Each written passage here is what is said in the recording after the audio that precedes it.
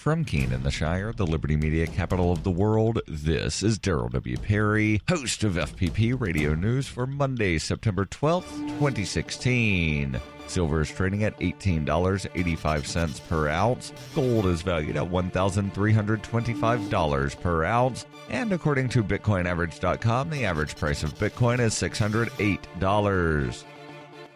Antiwar.com reports a series of Saudi airstrikes against targets in northern Yemen have killed at least 21 civilians and wounded scores of others, with the larger of the two strikes occurring at a water drilling site at the Arhab district due north of the capital city of Sana'a. The first airstrike killed 4 workers at the site and attracted local villagers who aimed to carry out a rescue effort. 5 more strikes targeted the rescuers, killing at least 11 civilians and wounding at least another 20, though locals reported the toll was likely higher, claiming around 100 casualties. Saudi officials claim that the attacks on the water drilling site targeted Shiite Houthi members, though it does not appear that any were present at the time, nor does it appear that the site was a Houthi position, as they are claiming, beyond being nominally in Houthi territory. The second attack targeted a local tribal leader in the Hajjah province, destroying his home and killing at least 6 civilians. It is unclear if the tribal leaders were among those slain, and Saudi officials did not specify why he was a target in the first place.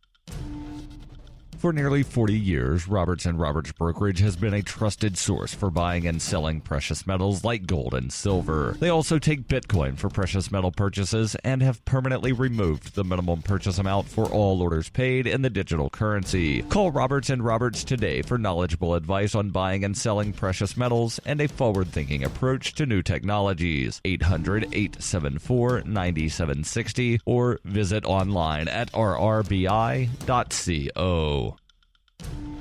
UPI reports Hillary Clinton's doctor, hours after the Democratic nominee abruptly left a 9/11 memorial service because she felt overheated, said that she has been suffering from pneumonia. Dr. Lisa Bardak said in a statement on Friday that Clinton was diagnosed with pneumonia and put on antibiotics and advised to rest and modify her schedule. A senior law enforcement official told CNN that Clinton came to the ceremony not feeling well, but she wanted to be there to pay her respects to the victims and families of the 9/11 terrorist attack. A video of Clinton's departure from the event around 9:30 a.m. posted on Twitter appears to show her stumbling and being helped into a waiting van. Last week in Cleveland, Clinton suffered a 2-minute coughing fit, which she blamed on allergies. According to the Weather Channel, the high temperature in lower Manhattan was expected to reach 83 degrees on Sunday.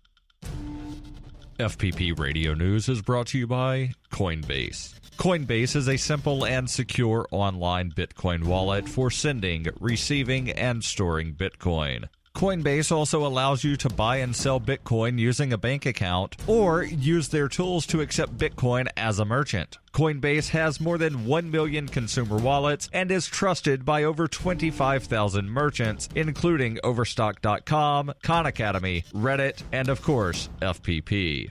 I trust Coinbase. You should too. Get started at coinbase.fppradio.com. That's coinbase.fppradio.com.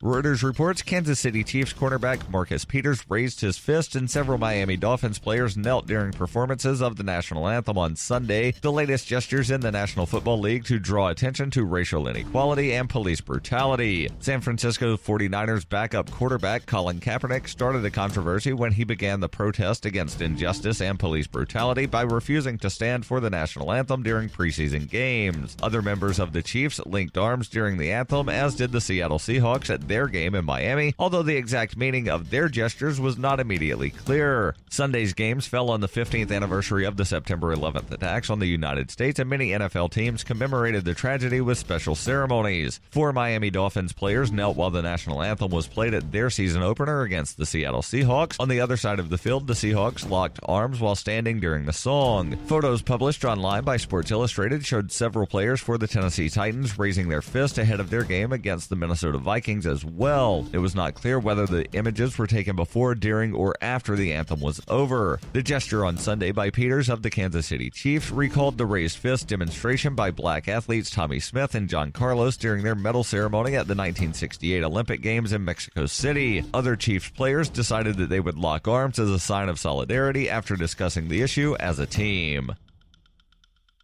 This has been FPP Radio News, online at fppradio.com.